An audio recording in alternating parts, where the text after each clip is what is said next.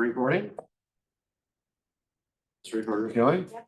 All right, so we'll go ahead and call to order the Columbia 901 Communications District, January 23rd, 2025 Board of Directors meeting here at 9 a.m.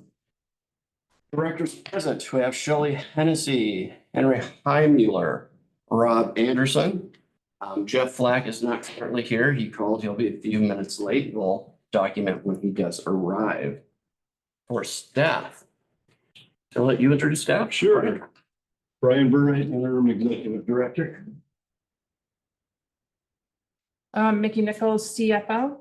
Anna Hooper, Operations Manager. Mary Jo Beck, Office Support. Mark Levine, Technology Facility Specialist. Nathan Hughes, Technology Manager. All right. Then we'll go ahead and move on to public comment. Is there any of the members of the public? Like Tyler.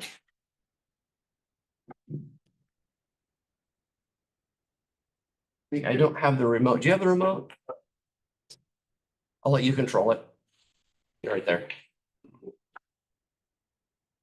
Ready? Yeah. Go ahead. Good morning, Columbia 901 Communications District Board. For the record, my name is Tyler Miller. I am the City Council President for the City of Scappoose. However, the comments I am making today are my own. Mr. Burritt, welcome back. Some of you may have been on the board dating back to 2014, or excuse me, some of you who have been on the board dating back to 2014 will recall the C901 CD hired Mark Pallins in 2014. Mark Pallins, before his passing a few years ago, was a registered professional engineer and consultant in land mobile radio industry field. Pallins was recognized across the nation for his work in public safety communications. The C901 CD spent extensive time and public funds on Mr. Pallins' service. Mr. Pallins made several recommendations that date back 10 years, yet the C901 CD failed to implement most of his recommendations. Those were recommendations the board and staff then said was specifically hired. Staff said that Mr. Pallins was specifically hired to make the radio system better and address multiple complaints from user agencies regarding safety. Again, that was 10 years ago. Here we are today, worse off with the current radio system because maintenance has been severely deferred, jeopardizing the safety of first responders and our public. Not only were Mr. Pallins' recommendations not implemented, but the industry standard preventative maintenance by qualified professionals has not been completed. It's my opinion that this negligence by the C901 CD, that this is, wow, can't talk this morning, sorry. It's my opinion that this is negligence by the C901 CD and its board. The voters have spoken to this district, and a key point is they are not supportive of how the district begins projects to the tune of millions of dollars and wastes public funds. For example, Pallins wrote a multi-page report for you telling the district they needed to move the Bald Hill radio site to Piscahome and address multiple South County radio problems. The district spent over $400,000 on that site, but didn't complete it. Today, the site is filled with invasive Scotch broom and zero components for the radio system, but still under lease by or from Weyerhaeuser. This does not stomach well for the voters and taxpayers or the first responders that rely on the system for their safety.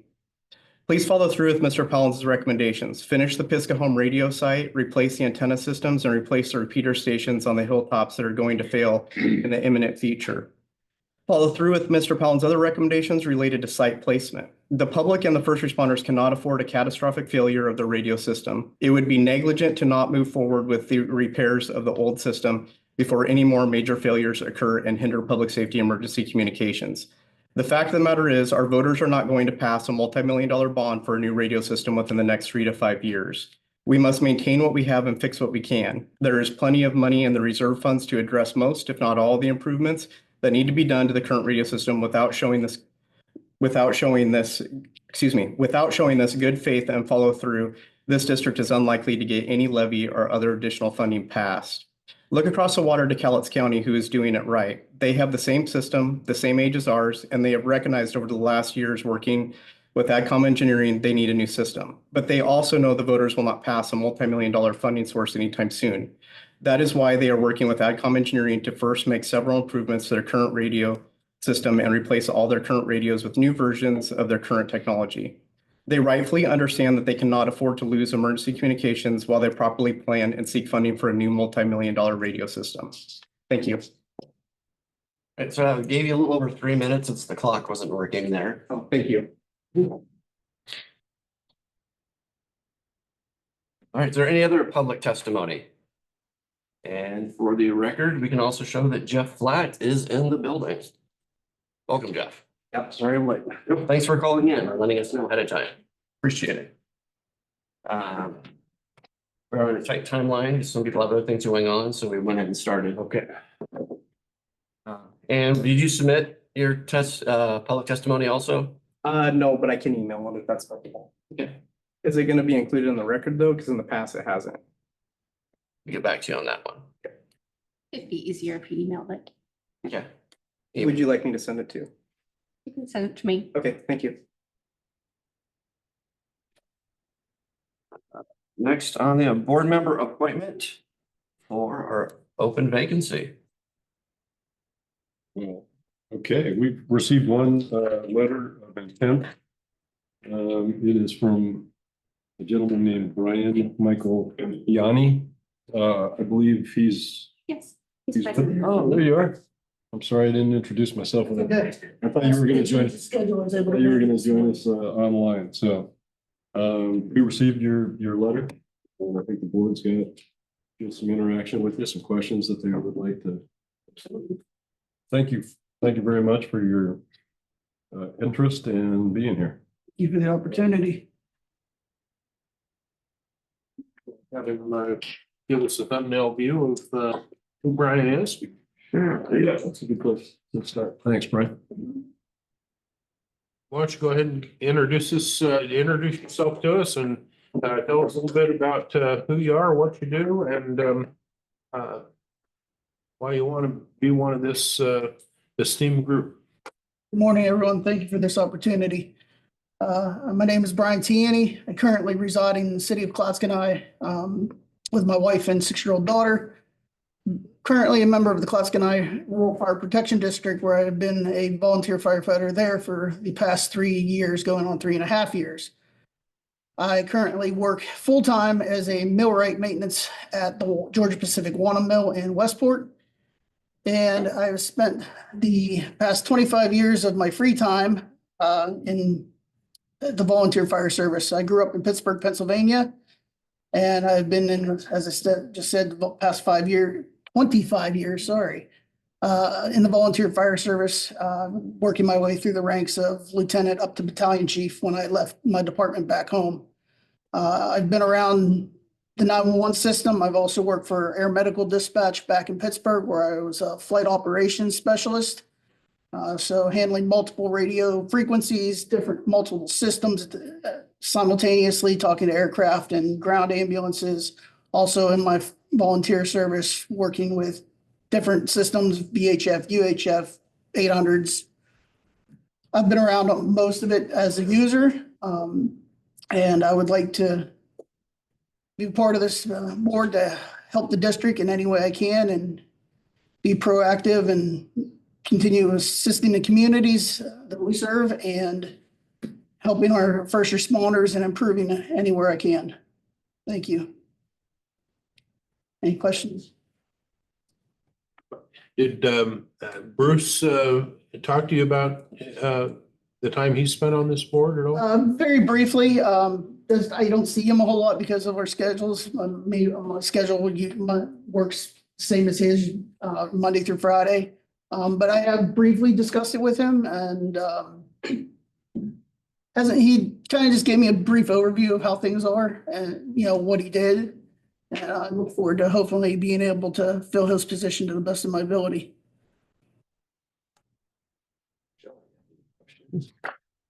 So you said you work full-time elsewhere. Are you gonna be able to break away from that for the Oh, yes. meetings a while? Yes, yeah, any chance I can. I would say, I'll be honest, very few meetings I'll miss dependent, but I should be able to either be in person or Zoom, most of them.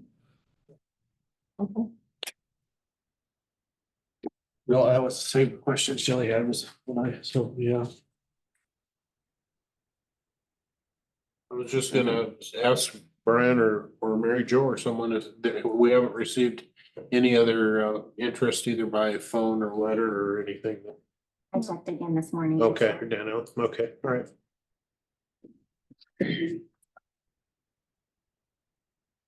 Thank you, Brian. With that, Mr. Chair, I have no problem with moving that we appoint, Mr. Tiani to, fill the remainder of, Bruce Halsey's, term. Is there a second? I'll second that. It's been moved and seconded to appoint Brian Kiani. Tiani, yeah. Tiani. Thanks. To the open class denied zone. Is there any discussion? Hearing none, all those in favor say aye. Aye. Opposed? Passes. Congratulations. If you want to come on up here, baptismal by fire, Mary Jo will go ahead and give you the oath of office. Okay, so Brian gets to give you the oath of office. Yes. All right. So I, Brian Tiani, I, Brian Tiani, being first duly sworn, deposed, and say being first duly sworn, deposed, and say that I solemnly swear that I will support the Constitution of the United States of America I solemnly swear I will support the Constitution of the United States of America and the Constitution of the State of Oregon and the Constitution of the State of Oregon, and the laws therefore, and will faithfully the laws therefore, and will faithfully and honorably demean myself in the office of director and will faithfully, and honorably demean myself in the office of Director, of Columbia 911 Communications District, Columbia 911 Communications District, which I have been appointed to which I have been appointed to the best of my ability, so help me God. to the best of my ability, so help me God. Thank you, sir. Thank you. Thank you all. Welcome. Thank you. See at the table, Brian, this one. Do you want him to sign it? Yes.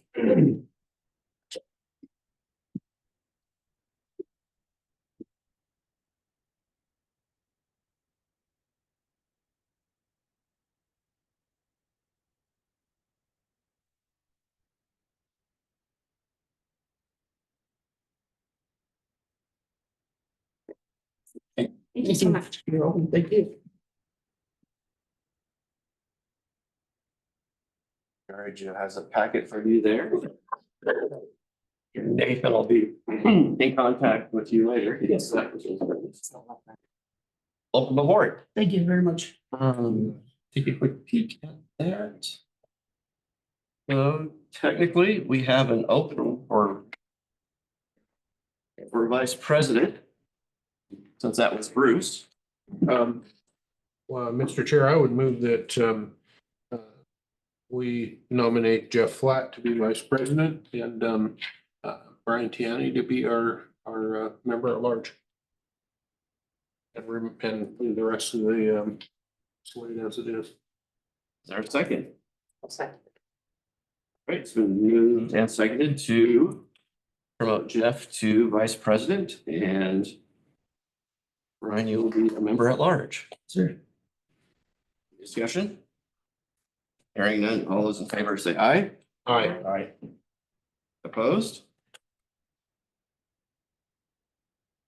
Which I see then that leaves a opening on the User Services Committee, which I don't think they've been active, but I think Brian, Yes, we'll go ahead and put you on that committee. yes. I don't think it's gonna be doing anything immediately right now, but it'll be you and Jeff with Shelley being the alternate. Good. Sounds good.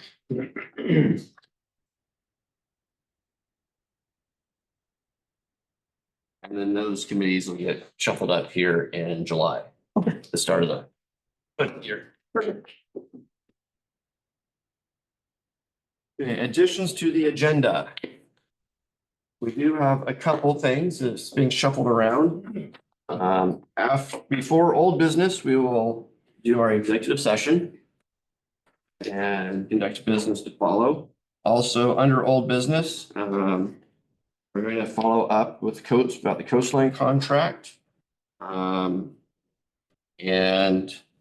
contract for emergency communications technology consultant. And also the contract with Mr. Fletcher. Under new business, we're going to add a US Bank Master Services Agreement. Discussion of the 2025 local option levy, and how that could affect the budget. Because staff is going to need to know how to start preparing for the budget. So that'll be budget 2025, 2026 budget impacts. Any questions? So I'll move on to approval of the December 5th, 2024 special meeting and December 12th regular meeting minutes. Mr. Chairman, approval of both of these minutes as presented. Is there a second? No second.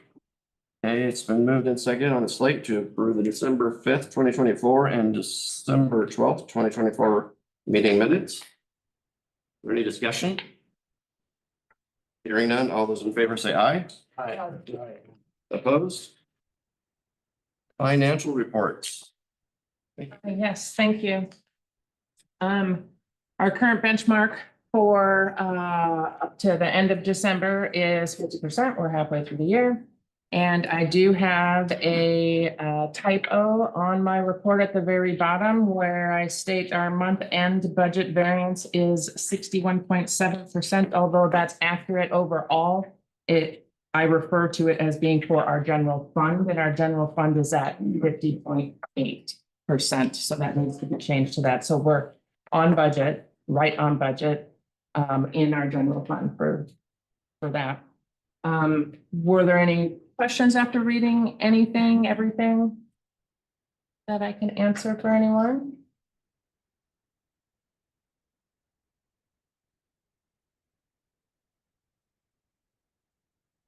I was just taking a browser through it and didn't see anything that looked like it was outstanding. It's Oregon State worker hours, but I'm getting ahead of myself. Is there a motion to approve the budget variance report? So moved. Is there a second? It's been moved and seconded to approve the budget variance report as presented. As corrected. As corrected.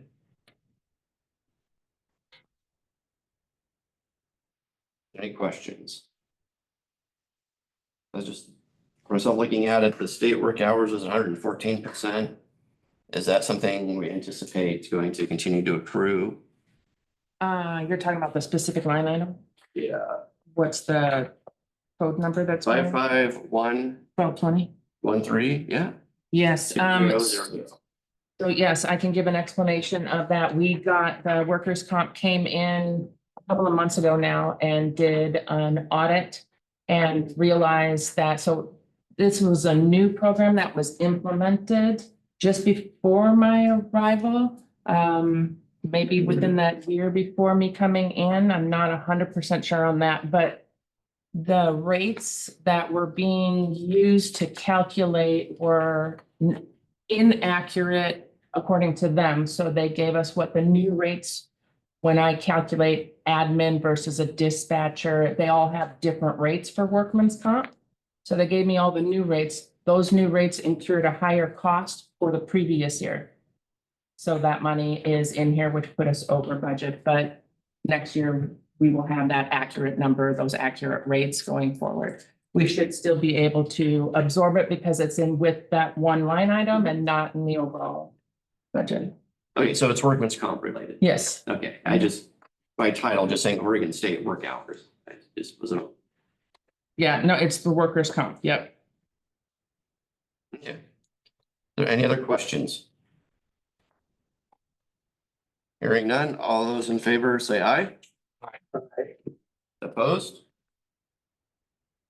This is expenditures.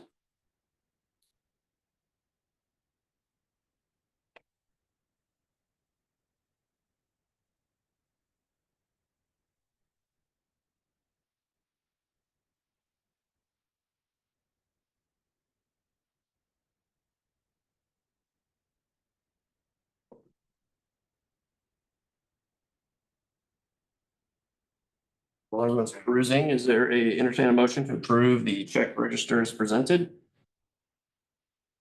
Mr. Chair, I move that we accept the check register as presented. Is there a second? Second. All right, it's been moved and seconded to approve the check register as presented. So everyone had enough time to look through it? I just had one question on one item that I noticed this morning, and that was on the console cleaning. I don't recall ever having seen that before. Is that something that happens annually or something, or? Yes, we used to use a different company and we switched to someone who was cheaper. Why? Yeah, I just didn't recognize it. We switched from CNS to Evans Console Care. They were less expensive and have proven to do a much better job. And when they do the console cleaning, it does more than just dusting. It takes care of like maintaining our electrical equipment and keeping debris away so that things run functionally. So they get clear back down Oh, yeah. inside of all the wires and all the junk and. Gets the dust bunnies out of all the HVAC vents. They do a very deep cleaning. Yeah, I just was curious because I hadn't seen that. Any other questions?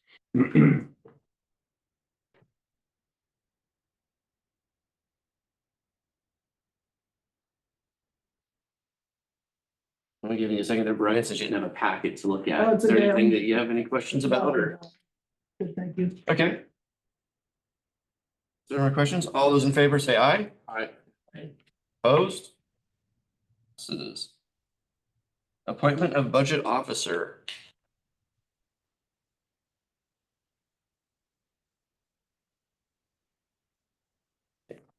Are you going to you, or is it torch being passed on to Mickey? So What have we done in the past? It has been Executive- Nancy and then it was Mike last year just because I was new.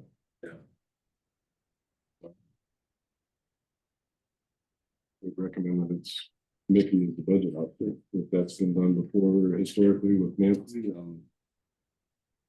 but either, whatever the board would like. preferences, anybody No. really doesn't make any. Well, I would recommend that, in fact, I'll just move that we appoint Mickey as our budget officer only in the event that Brian is successful in finding his replacement during the budget process, so we won't have to change in the middle of the stream. I'll second that. okay, it's been moved and seconded for Mickey as our budget officer. Any discussion? Hearing none, all those in favor say aye. Aye. Opposed? No. And so here we have budget committee appointment for zone 3. Yeah, I didn't know that you would. Have you talked to Steve at all? I have not. Okay, well, I'll And give this him a is call. just, we're early. Yeah, But I figured I'd give you as much time as possible to Yeah. reach out and see if he's willing to serve. I'll give him a buzz. Thank you. Update. Oh, I see it's the annual IRS business mileage rate.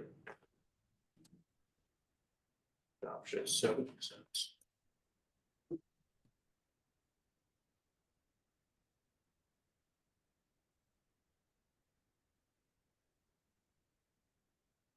Yeah.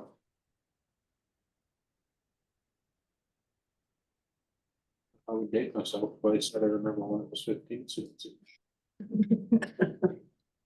Mr. Chair, I move that we approve the new IRS mileage rate as has been our past practice to 70 cents a month. Is there a second? Okay.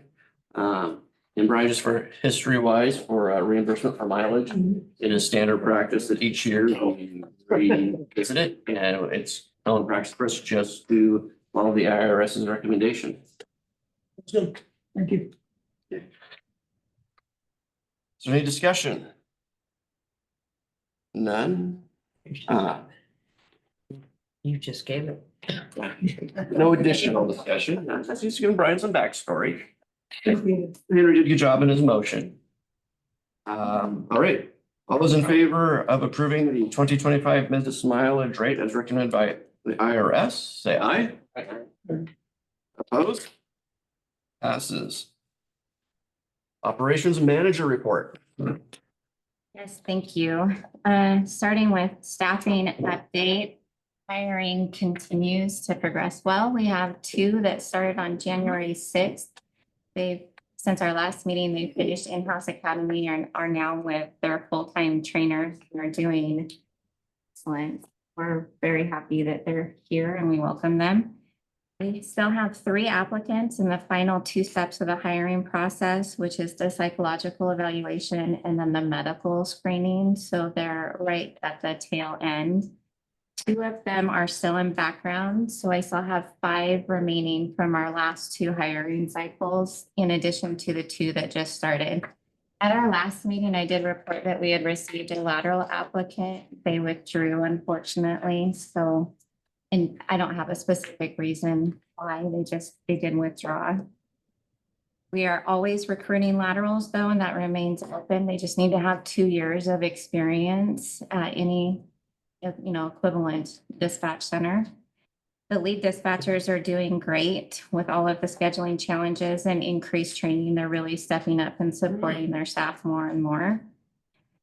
Currently, we have 4 certified training officers and 1 that is in the process. So with bringing all of these people on, every single person is going to be involved in training, which is not how we've done it in the past. It's an all hands on deck new format. The 2 trainees, I already talked about them. The part-time comp spec Ashley that just flew through training.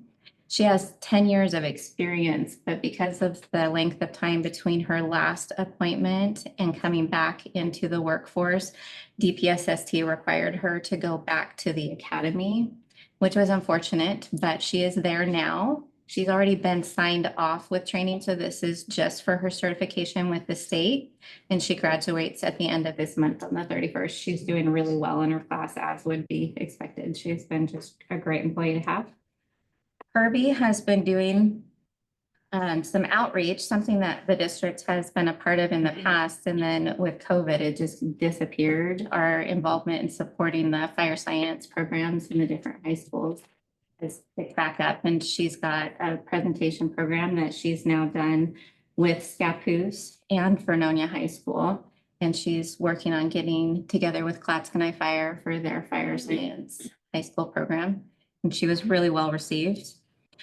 At the last meeting, we talked about our public record software system. We were notified of a drastic increase due to Next Request being bought out by Civic Plus. When we initially started, just to remind everyone, we started with Next Request in 2019. It was a startup company and they gave us free licenses, and we've only been paying for the add-on portions. With Civic Plus purchasing them, the new owners literally said, no more, we're not giving it away for free.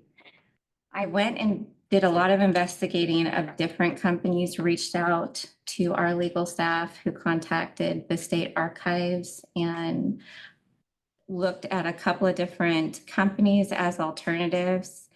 Ultimately, I went back to Civic Plus and really just told them, this is a drastic increase, and is there anything that you can do to work with us? They offered us a $500 a year discount.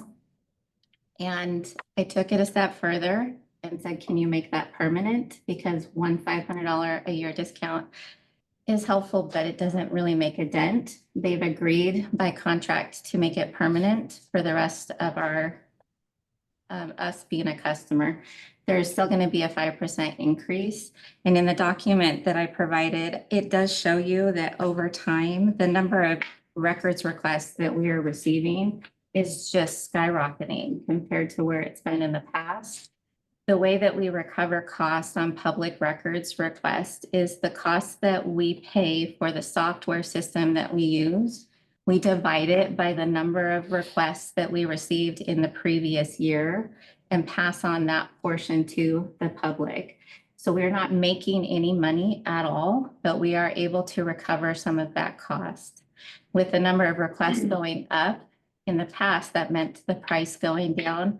Unfortunately, with the increase, it is going to go up this time, even though the number of requests we received was so high. But if you have any questions about the information that I went over, we've decided to stay with Civic Plus because it is the most cost effective. It's not just paying for the new implementation of software. We've got a lot going on, and we would have to also pay Jesse, who's our contract employee, training time hourly, and interrupt business. And it really is cost effective to stay with what we're doing. I was surprised by how high the numbers were of the other companies I looked at. So from there, I take it, heard you mention a contract, so I take it we're in discussions of Yes, a contract and we should see that shoot across to us. if you want to see it, you definitely can. It's within Brian's spending authority. The total cost for Civic Plus to continue is going to be $7,498.46. It's on the second page. Right there. Oh, yeah. Okay. I think she did a And great you've got a job. thorough report, I guess, is there any? I would just Questions or concerns? Executive Director Campbell. And I have one more thing to add if you guys don't have any more questions about the software. I sent some information out to you guys. I just wanted you to know that one of our staff this last Saturday night experienced a really tragic event. She lost her home and her entire belongings except for the clothes on her back to a devastating house fire. Unfortunately, all 4 of her dogs and 2 cats were inside. And at our district here, we have for a long time now had a pet policy where staff, if they sign an agreement that and provide information that their dog is safe and healthy and vaccinated and has good behavior, that they can have their dog here while they're working. It's really proven to increase career resiliency and bring down stress and just make long shifts that much easier. Madison was one that brought her dog to work. So this is an event that has an impact on every one of us. And we appreciate the support that I have been receiving from both the community and each one of you. And if you want to know of another way to help or spread the word, we are definitely in full support mode right now. You should tell about the sunshine. Yes, one of the benefits of our organization being a part of APCO, which is the Association of Public Safety Officers. It's a 911 organization that offers training, support, regulation guidance, policies, all sorts of things. Our district has been a member, and it's the APCO is who we certify our dispatchers through for their emergency medical dispatch certification. And it's something that Mike has previously served on their executive board, and so have I. It's what I just stepped down from this last year. I reached out to them just yesterday, and in one day, approaching both the state chapter of APCO and national, they've both responded. And the Sunshine Foundation has awarded her $1,000. Wow. Yeah, it was very, very, it's a great organization. I was not surprised that they were very helpful. Yeah, that's too bad. Yes. Just to add on to that, I'd just like to acknowledge and thank the entire crew, the dispatch floor and everybody that kind of responded appropriately to support Madison in her time of need.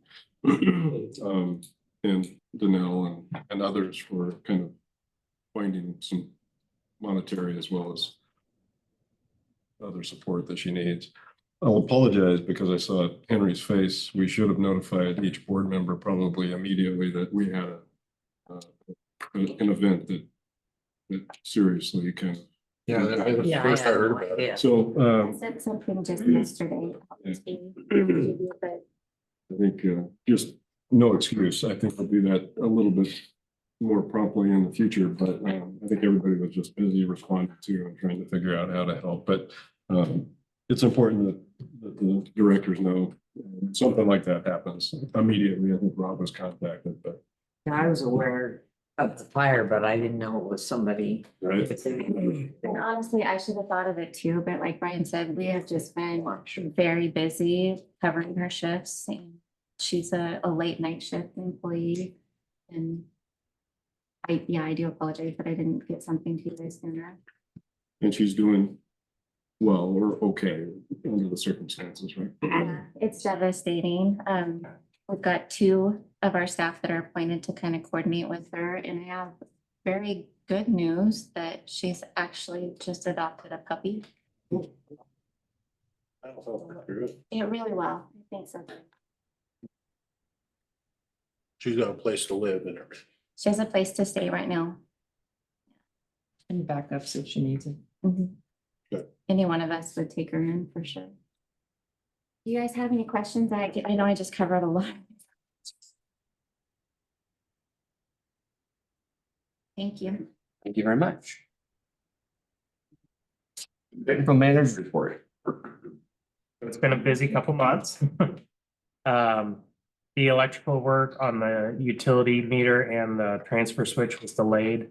The cable needed to connect the external batteries to our UPS to increase our runtime got delayed. That's in place now, so we're working on scheduling a date for sure and working with other agencies to support us if something does go wrong. The gutter and trim replacement is moving forward. Phoenix Quality Construction is just waiting on delivery of parts. We experienced a leak in our roof over the locker room.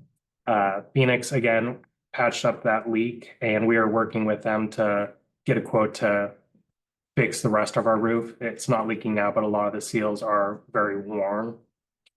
One of the older barred units that's on R22 is having a coolant leak. Columbia Northwest is working on it, monitoring it. They did note that 3 of our units are on old R22, which is really hard to get right now. Well, in the future too. So they recommended that we start looking at replacing those units just to stay ahead of future expenses. The mobile user group has decided to move forward with mobile UX. We're still going to a lot of meetings trying to work out all the details of that. Shortly after midnight on December 26th, we experienced a radio outage. I put the wrong date in there, the year I mean. We experienced a radio outage that lasted until 7:30 a.m. The outage affected most radio traffic. Columbia Heights and Quarry Hill experienced power failures and operated on the generator. Power Systems West inspected Quarry Hill and determined that the generator controller was malfunctioning after noticing a failed to start error. They provided a quote for $8,056.96 to replace the controller. We are proceeding with this replacement to prevent future issues. Columbia Heights, we suspect, had a power surge. We're thinking lightning, and the hardware failed. So we had to physically reset the hardware at Columbia Heights, which got it back online. We've begun reaching out to vendors for quotes on generator monitors and fuel monitors so that we can be more proactive in knowing when our generators are kicking on and knowing what our fuel levels are instead of having to drive out there, or in the case of Klatsk and I, getting the fuel guys out there and realizing that the tanks are full. We've also been reaching out to security vendors to look at updating the radio site security. And then last thing, T-Mobile decided not to co-locate on our tower, but they are keeping us in their back pocket in case something changes with our new tower site. Any questions?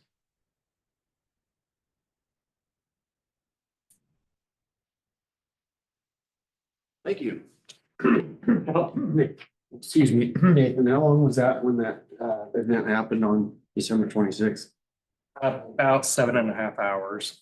There was a lot of driving back and forth. There was 2 issues. We thought it was 1 issue until we realized it was 2 issues where we had to reset one side and get power back on the other side. Those generators automatically start once a week or something like that to test, or how does that work? They're supposed to, Mark's can answer that a little bit better than I can. Exactly. They're supposed to have an exercise cycle. We are looking at, with the age of these generators, potentially looking into replacement in the next couple of years. We're investigating costs associated with that now. We have had, some repeated issues with these. They are older units, we've actually run into quite a challenge finding replacement parts just for the availability of some of these models, because it's a 20-year-old generator. Even if it's mechanically in solid shape, a lot of the replacement parts are no longer. So yes, they are supposed to be exercise cycling, and anytime we notice that not happening, they will throw an alarm, and we will ask a tech to go and check up and figure out what's going on. So that alarm comes to your desktop? So that's one of our new projects, right? That we're looking into, because currently, no. These generators will have a local alarm, but we only see that when we are out there at the site. So It could be a month before absolutely. you ever know that it didn't start. And it's usually Day Wireless that's doing their maintenance trips around the sites, notifying us, hey, there's an alarm or an alert on the panel, and letting us know to get somebody out there. Yeah, well, I would say we need to prioritize that. That's technology, even though it goes by wire way back in the day. That should come to your desktop that the thing started and that it's a cycle and everything, so you know that happens. That's something we probably should have done a long time ago. Capability we're very interested in adding. We'll gather information now about the associated expenses. So I'm pretty ignorant to some of this. So is the power outages part of what's creating the parts issue with having to replace stuff like the one in Vernonia? Because I know we lose power quite a bit, so. Yeah, so we think it was the controller board, which is located inside the shelter. It couldn't start the generator, so that's why we're looking to replace that. But is that created by a power surge or something that maybe is messing with that we can do something to protect it? We don't believe that site had the power surge. We believe that Columbia Heights had the power surge. And the only reason that affected our equipment was our equipment went into a fault state where it had to be physically reset. So when the generator at Quarry Hill didn't start, everything at that site quit working. Yes, Were the dispatchers aware of that? pretty fast Yeah. because they had radio issues. So then they sent somebody out there? Yeah, so we contacted Day Wireless. Danelle was very on top of it. She was up most of the night working with Day Wireless, making sure Day Wireless was having to travel between Columbia Heights here and Vernonia. So that's why the outage was for so long, is because it's a long drive to go between those sites multiple times. Right. Okay, thank you. And for that site, does it have both batteries and a generator? Yes. Okay. And we no longer have an audible beep when we're running on battery. Oh, I didn't hear anything about that. Are you talking about it coming up on the radio? Correct. Um, Would have to look into that. That wasn't reported to me, and I can follow up by asking Dale. I don't know if it currently has it, right? A lot of places it's set up to where if it is defaulting to battery, then you get, an old fashioned Roger beep at the end of a transmission. So that's the audible cue that we're running on battery. Currently, if one of the towers, there is a visual thing on their screen, they did call me immediately and contacted Day Wireless, and we expedited as quickly as we could. There's a red light, green light for the towers. And this way, at least while it's still green and functional, at least it's proactive time to get to it before it fails yeah. or runs out. Okay. And with all the other monitoring solutions, we'll be extremely proactive in future power outages, even if the generator does work. I know in the past, we talked about even just adding cameras that looked at the panels. Yes. As one option, stopgap, and then it became look at the whole radio project, which would include this portion of it, so that kind of got delayed, but it sounds like this separately needs to be addressed. Yeah. Identified, and you're working on it. Perfect. Any other questions on technical matters report? Hearing none. Next on the agenda now is going to be the executive sessions under ORS 192-660 subsection 2A, employment of public officers, employees and agents, and also ORS 192-660 section 2H, consult with legal counsel. So we are paused there recording. All right. Executive session is ended. Slight restroom break.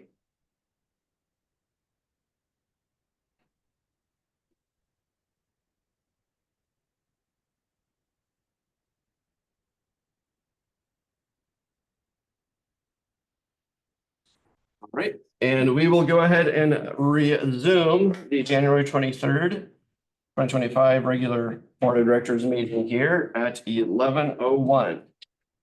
I believe we are at old business, which brings us to the radio system. Oh. First of all, I just want to thank the board, the staff, and actually the public at large for the patience as I continue to kind of settle in, come up to speed on some of the things that the district has been doing.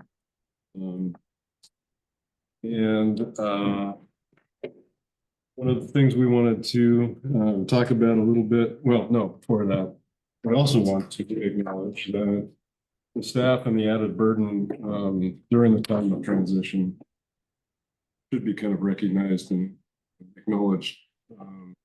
The stuff that you picked up and the added work that you had to kind of do, as well as the all employees taking a deep breath and kind of understanding that we're in a transition and things will hopefully work out as we move forward. So I appreciate that.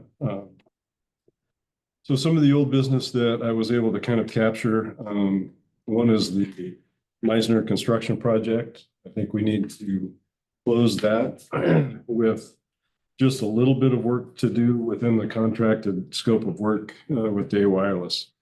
And that is to remove the old shelter and the poles that currently have been used over the years to on that site. Along with that, we do need to recontact or re-engage a couple of the co-users that have had equipment at that site. One being the Community Amateur Radio Association and the other being the Hood to Coast group. They have both been contacted, but need to kind of tell us what they need as far as transfer of their equipment to the new shelter in the tower or the pole, and assume the costs for us to do that. We're not going to have them actually transfer equipment or install equipment. We'll have Day Wireless do that for us, but they will be responsible for those costs. Just as an additional note, there was some existing batteries that were included in the shelter when we moved that to the site.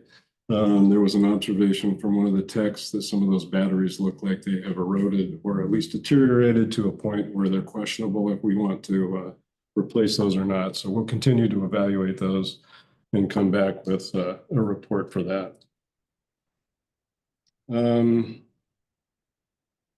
So the other thing that is existing is the Department of Forestry and just the lease agreement that I think Michael is currently working on or has in front of him. Yeah, the problem there is we have to know what the other user is going to do, and if one of the users wanted to keep the old tower and the old shelter, and whether the Forest Service would even allow that. So we need to complete the negotiations to get the migration onto the new tower from all of the old users. I think that's the correct approach. And then remove all of that. That's removal of the old tower and the old shelter building is part of Day Wireless contract. Yes. Yeah. And I think, you know, for them to rely on the old equipment or the old pole and the shelter that was out there, will require power to be ran from the existing new shelter to that, which would have some costs. And then we'd still have that equipment or those poles and things out there. So I think it'd be our recommendation that we remove the old poles, the old shelter, and have them negotiate some kind of a maintenance fee or a fee of installation for their equipment in the shelter. And to get you caught up, Brian, and Michael, correct me if I'm wrong, I believe part of it is why we were wanting, is we support Aries. But part of the contract is also just limiting to saying, hey, right now they have unfettered access. Anyone goes in and out of that old shelter that they want. Is we're saying, no, it needs to be, if someone's working on it, it needs to be someone who is credentialized, and just, they can't just walk in there anytime that they want to and have open access. Let alone also, you know, we're not gonna pay for all their equipment to be transferred over on our dime. The next item, the next gen radio project, there's nothing really to report other than the fact that with the uncertainty of the operational levy and subsequent delays in exploring the possibility of a new radio system, I think it is important that we have some assessment, evaluation of the current equipment and what we can do within our means to replace or repair some of those sites and the radio system to make sure that it's as stable as we can ensure as we move toward the future. So just board's approval, it doesn't have to take a motion or anything, but I'll just be working on how we do that. I think this has been our board's intent all along. We've never wavered as a board from keeping up what we have the best we can as we're in the process of replacing the system, that kind of thing. I think that's why it's been so important for us to have heavy reserves. Right. Is so we had cash available for just exactly that, Brian. So yeah, so no, you got any argument from us? yeah. I think Brian gave some context there. So pretty much at this point, we're just gonna consider the next gen radio project tabled at this point in time on the agenda. Community education outreach, our newsletter should be dropped this week and received by residents probably next week, as early as next week. And for, again, Brian, just for your context is, at one point we started and we were doing quarterly newsletters. And unfortunately, COVID and other things all during that period of time, everyone was so busy that unfortunately those kind of fell underneath the radar. So we're trying to get back in cycle. Is that our previous goal? For community outreach. So we did have a successful and I thought a very good meeting with Coastline to kind of discuss timelines of going up for the next levy, what makes sense to be able to do some of the community outreach and education that we need to do and are intending to do. And so the different options were made. But as we kind of looked at the things that we are hoping to be able to do with community work groups, all meetings to educate our public and to share information with our public, that timeline was pretty condensed and maybe unobtainable in the months that we go as far as the schedule goes. There was at least an idea of August to go out in August, but I think the expense to do that would be prohibitive and would be borne by us alone because we'd be probably the only agency that would go out for a money measure in August. But that is available. And then the November date, as we mapped out our efforts and the deadlines that would be needed to be met, seemed to kind of make the most sense. The only problem with that is as we continue on, that prolongs money coming back into the budget that we depend on to be able to do some of the things we do. Follow up on that under new business. Yeah. You shortly, and you have your permanent director recruitment. All right, so I've already initiated some contacts with some of the PSAP directors, just to let them know that we'll be meeting with them, with the intent of not stealing their jeweled employees, but maybe just identifying people within their agencies that might be interested in participating in the hiring process. And we'll continue with that effort. And then I did meet with George Dunkel from SDAO and a third-party management team that specializes in executive search and placement. And I don't have anything formal to propose to the board, but we did discuss timelines that made sense. And some options for the board to consider as far as how much those options would either one entity doing everything or a combination of one entity doing a portion of the hiring process and then the other one doing the other part. To me and to everybody that was at the meeting, it made some pretty good sense to go ahead and have SDAO do the initial recruitment and then have this other third party be the ones that do the put on the assessment center itself. Costing for that, SDAO would be cheaper if they did the entire process, probably around $6,000. I didn't receive any direct estimates from George or SDAO. The third party would be quite a bit more expensive to do the entire process with 2 days of assessment center, around a range of $20-some thousand. It was represented to me at that time that if this third party did the assessment center, which I think they're pretty well designed to do, and I think we'd have a good process, it would be 11,000, and SDAO's portion would be approximately 3,000 to do the recruitment stage of that. So, any questions with that?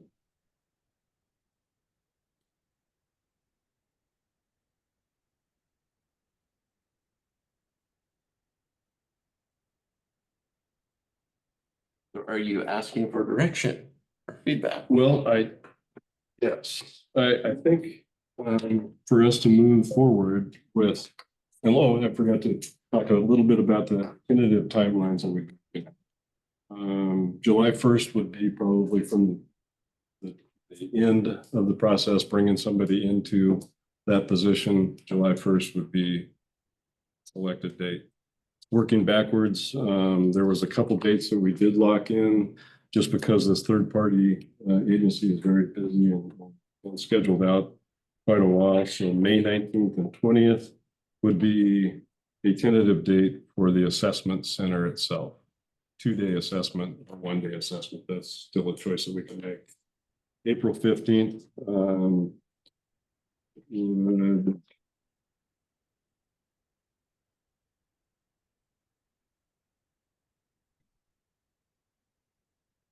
April 15th would be the date that we would be able to forward 5 or however many applicants that we agreed to for that final process. I think it's important that we post that position as soon as possible. February 1st, we could go ahead and post it. But more detailed process or a timeline from there. That's reasonable. So if there is a recommendation, it would be maybe to have the board approve a certain amount, not to exceed a certain amount, to go ahead and start to bring this third party and SDAO in if that's the case, or one or the other.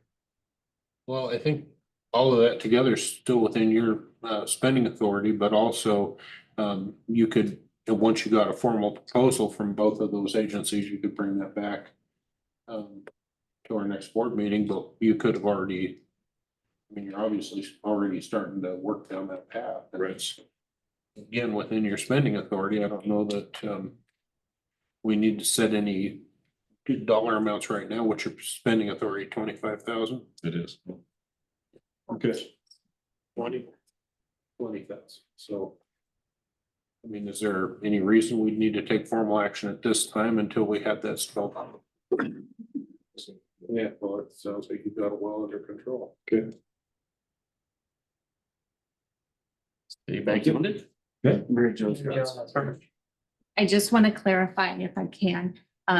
Did you need direction though? Do you want does the board just want SDAO to do it all? Or do they want the Hicks to do it all or joint? Do you need direction that way?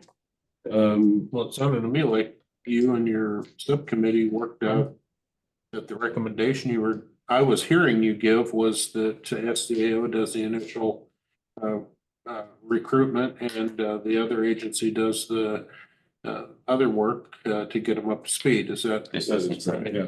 And I think with Mike Fletcher and I doing some initial recruitment, SDA doing the recruitment phase of that. And then the D Hicks to be able to come in and do the assessment center would be my recommendation. It sounds like that's the best way forward. They do a lot, I think, more in-depth core competency type of assessment center that I think is something that would be valuable. And also informally, they'll be letting people know they're doing this process also, so. Yeah. They may not be actively recruiting, but at least it'll be on the radar that they're out there. That Right. they're You guys on are that familiar process. with D Hicks and his organization. So. Did we clarify that enough? Yeah, I just want to make sure there was some sort of consensus so I can record that. So, Okay. thank you.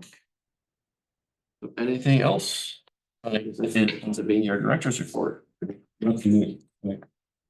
It says on here, SGO conference is coming up February 6th through the 9th.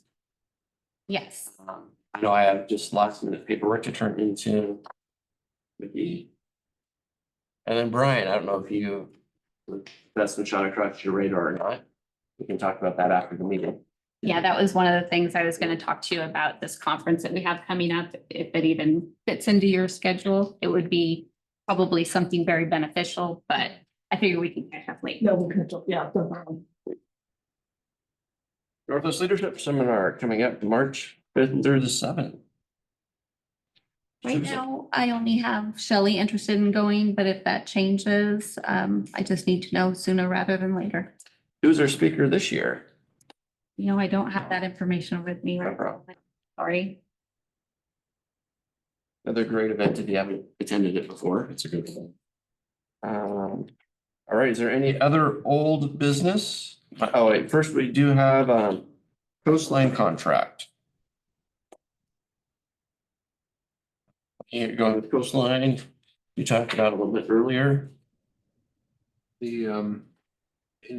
Just let me shoot my notes across you to make sure that I heard what we talked about correctly. It seemed like there was discussion with Mr. Peterkin about amending our current contract with them for a period of time, and then also doing an invitation to bid for those services. Correct, so being as we're kind of on a quick timeline and stuff's in process, they're familiar with this, is to have them continue along with an amendment to their contract. And in parallel, put out an ITB. Would that need going forward. the invitation to bid language need to be in this motion? Figured it could be either have both in one or two separate. Well, however you'd like to. and then I would like to make a motion, Mr. Chair, that we extend our contract with Coastline, amending it as necessary, and at the same time, do an invitation to bid for the same services. Is there a second? All right, it has been moved and seconded to direct Mr. Peterkin to go ahead and extend the contract currently with Coastline Services while in parallel putting out a invitation to bid for a continuance. Mr. Peterkin, is that Yes, I can do that. summarize what you need? Yeah, under the rules, the amendment is limited, and I think that was the nature of Counselor Highmiller's motion. It can't be a straight open amendment. It has to be limited to 25% of the original contract amount. Are there any questions? All those in favor say aye. Aye. Aye. Counselor Director. Opposed?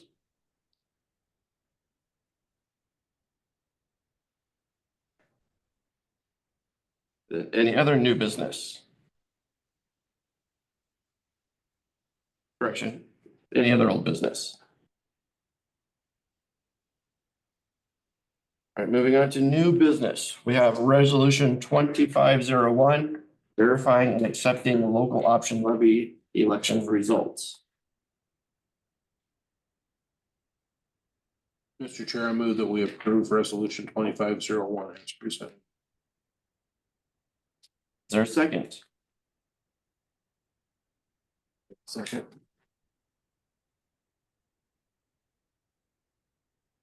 And moved and seconded to approve resolution 2501, verifying and accepting local option levy election results as presented. Any discussion? Hearing none. All those in favor say aye. Aye. Opposed? Right, next under new business, everyone received a copy in the packet. Will be the US Bank Master Services Agreement.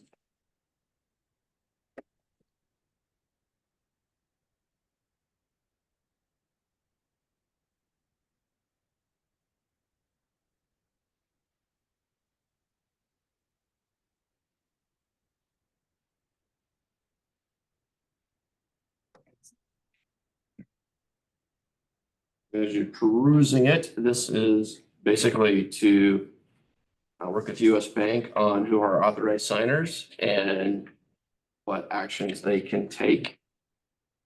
So I would entertain a motion to approve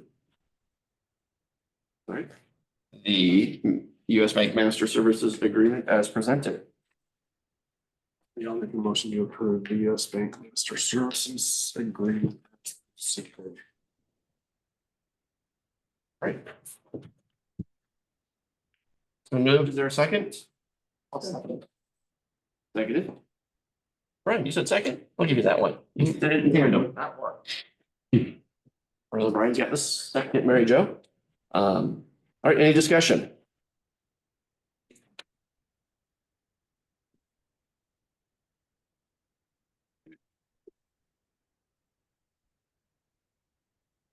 Hearing none, all those in favor say aye. Aye. All those opposed? Passes. And sorry there, if we had slowed down there a little bit, just our crew of California had a little mechanical issue they questioned me on, so. Sorry, I was a little distracted when I saw that one. They're being demoed, but Kimball accepted it. So moving on, is there any other new business? Yes, there is. Was the added 2025 local option levy discussion related to how it affects and budgeting for the 2025 and 2026 budget. What's our budget? Well, I think as we discussed in preparation for community outreach and just taking a look at our financials as specific to future levy and radio projects. That we find somebody that is able to come in and review our documents of finances and be able to just kind of give us a summary and review of how we look as we move forward to that goal of passage of a levy. And most of that would be useful information for community outreach, just being able to show people that we are taking a look at that independently and be able to kind of have that as community support, so. And I further agree that it seems like in order for us to get, first of all, there's going to be other levies in May.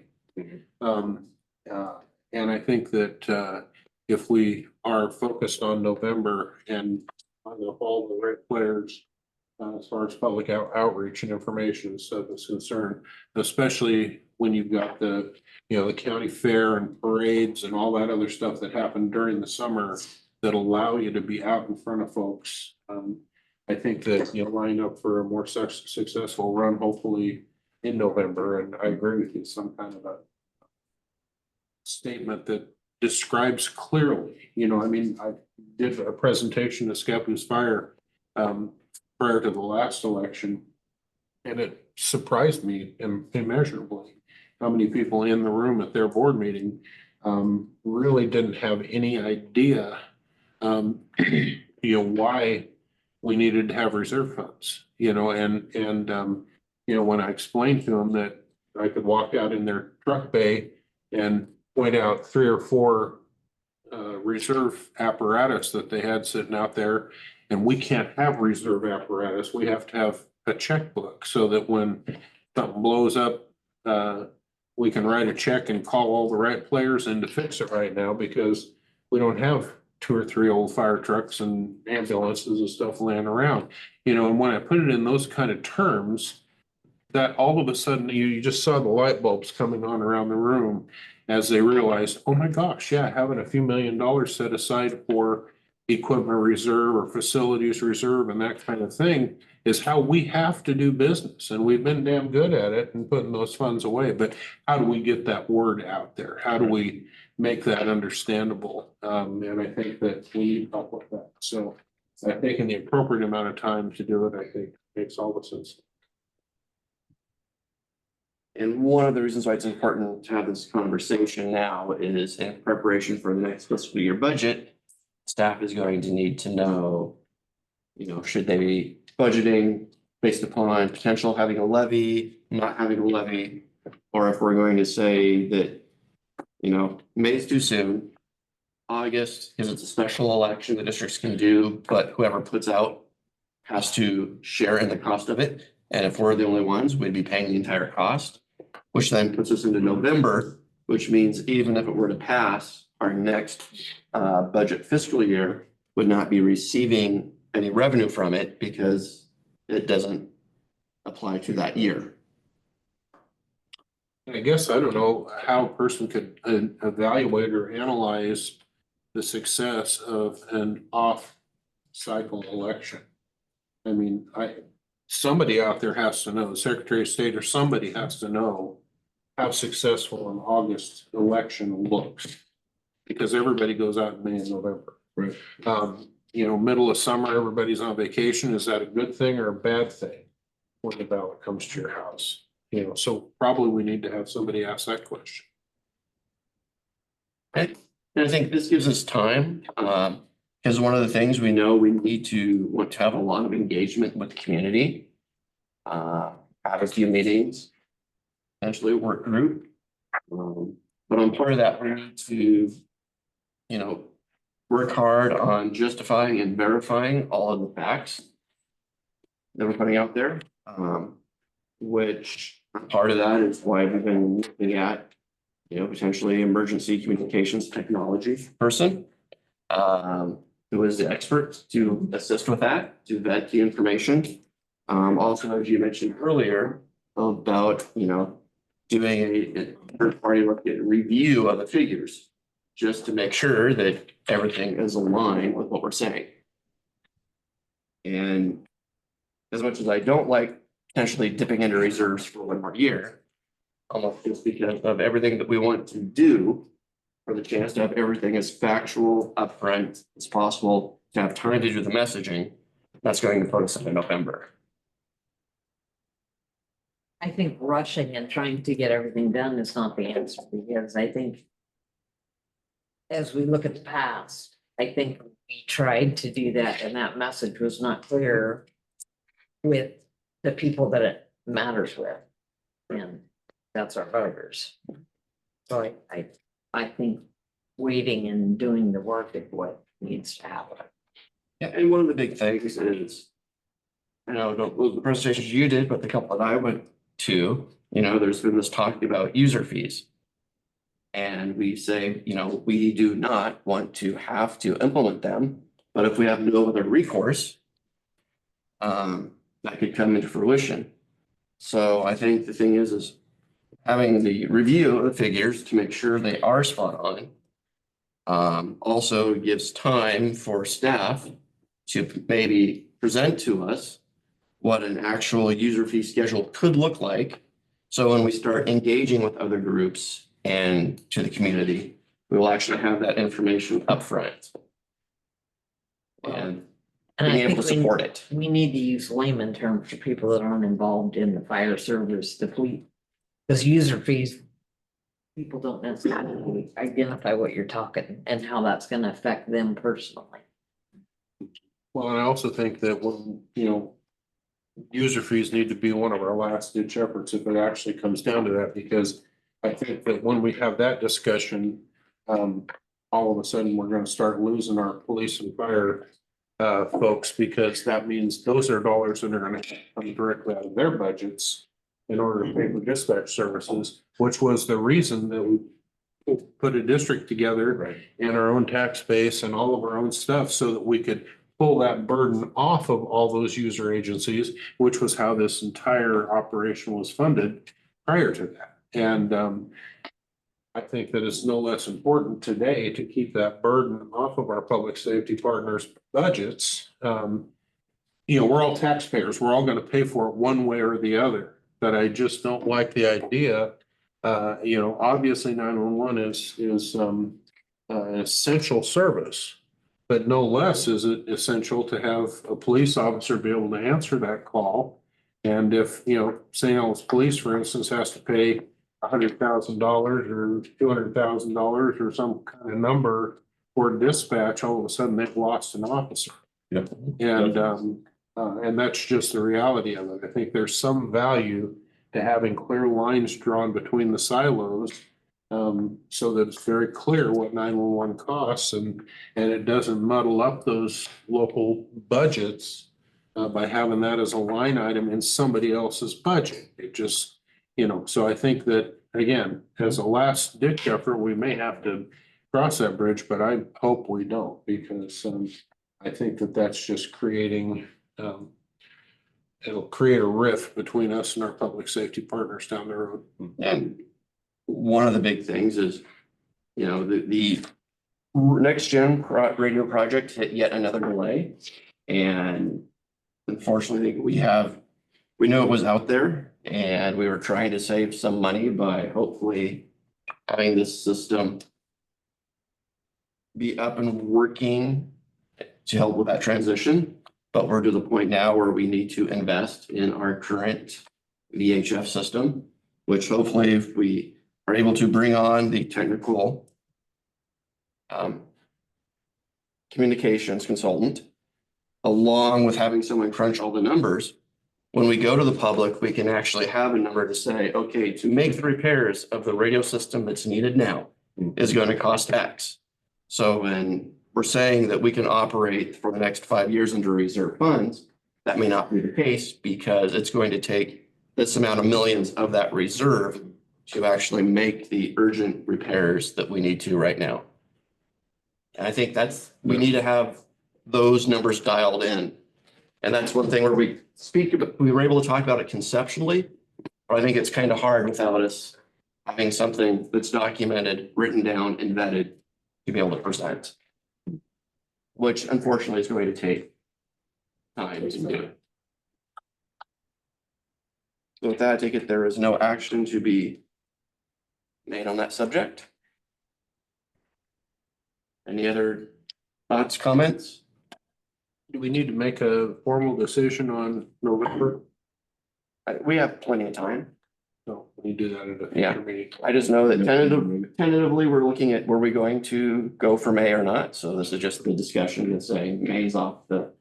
I just think it's important for us to make that decision and get that information out to all of the other districts Yeah. that may be planning elections this year for money measures, so that we pee on our tree, as it were, so that we're in line for November and everybody kind of knows before everybody is having this same discussion around the table and all of a sudden everybody stacks on November.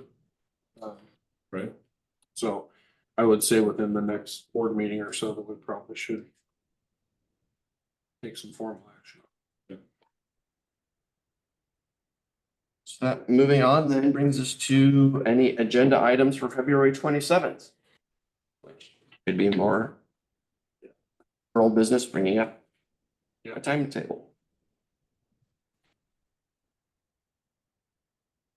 Hearing none. Any other business? No, so move on to member comments. Henry, you have to leave, so I'll let you go first. Hitting the trail here in a minute.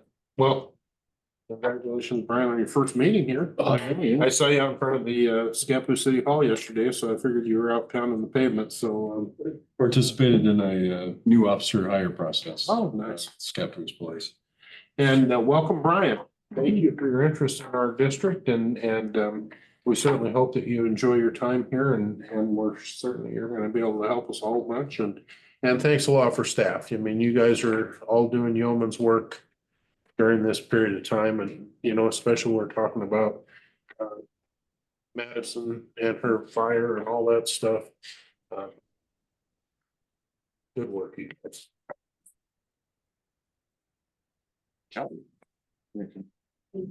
I just wanted to say the same thing. I'm really sorry to hear about Madison. I had no clue.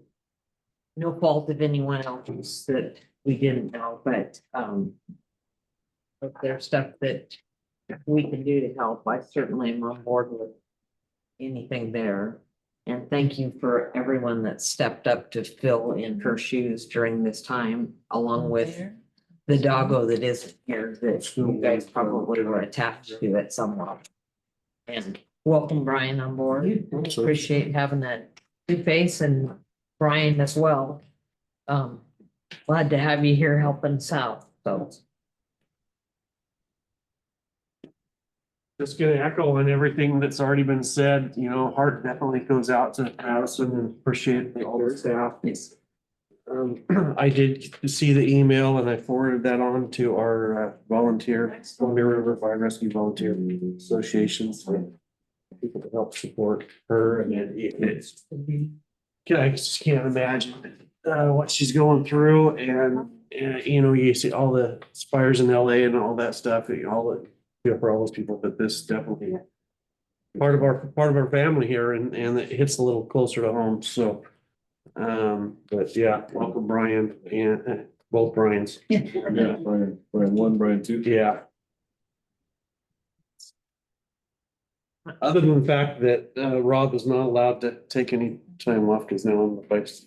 A little concerned about that, so but Okay, so I might be able to. my to-dos, plan vacation for February 27th. Yeah. Brian. First off, thank you for the opportunity. I love to serve to the best of my abilities and to do what I can to help out. My heart and condolences go out to Madison and her family. Obviously, my background in fire service. If there's anything I can do to help, please feel free to reach out. Thank you. And furthermore, I'll forward this on to the local mine district and make sure they know it was one of our dispatchers. Thank They you. may know, but they may not know, so. Absolutely. Thank you very much. Is there an address on that email to send donations, that kind of thing? There's a link in there for a site that you can make direct donations to. And we have 2 staff members. I'm helping to kind of filter some information that then they are working kind of in between people and Madison that so she's not bombarded. So many things going on. But if anybody has any questions or wants to do something, definitely can reach out to me and I'll make sure it gets to the right person. Thank you. Thank you. And pretty much echoing everything that everyone has already said, to staff, because as this interim time, until we got Brian on board, there was some extra duties that were spread amongst staff. Thank you very much.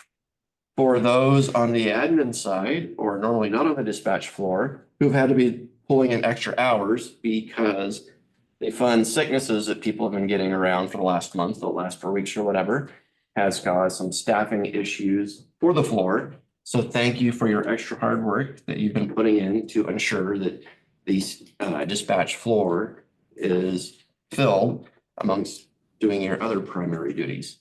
Yeah. That is also known and very appreciated. And nice to see the dispatch family come together and helping at the time of need for one of our dispatchers, which hits on top of the fatigue of everything else that's already going on too.